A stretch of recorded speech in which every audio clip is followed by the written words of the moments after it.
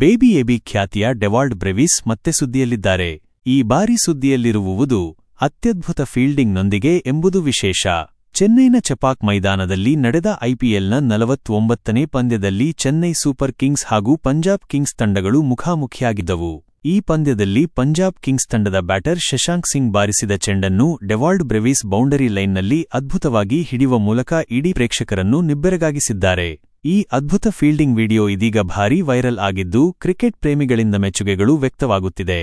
ಇನ್ನು ಈ ಪಂದ್ಯದಲ್ಲಿ ಮೊದಲು ಬ್ಯಾಟ್ ಮಾಡಿದ ಸಿಎಸ್ಕೆ ತಂಡವು 20 ಓವರ್ಗಳಲ್ಲಿ 190 ರನ್ ಕಲೆ ಹಾಕಿತು. ಈ ಗುರಿಯನ್ನು ಬೆನ್ನತ್ತಿದ ಪಂಜಾಬ್ ಕಿಂಗ್ಸ್ ತಂಡವು 19.4 ಓವರ್ಗಳಲ್ಲಿ 194 ರನ್ ಬಾರಿಸಿ 6 ವಿಕೆಟ್ಗಳ ವಿಜಯ ಸಾಧಿಸಿದೆ.